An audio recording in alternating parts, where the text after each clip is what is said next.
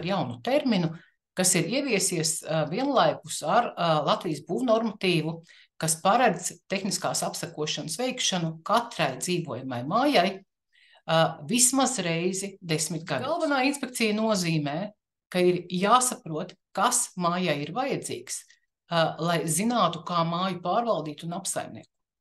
Situācija, kurā šī tehniskā apsekošana ilgstoši nav veikta, nozīmē, ka pārvaldnieks taustās tumsā. Viņš nesaprot un nezina, kas mājai ir vajadzīgs, jo nav taču uzstādīta diagnoze. Tehniskā apsekošana ir certificēta speciālista joma.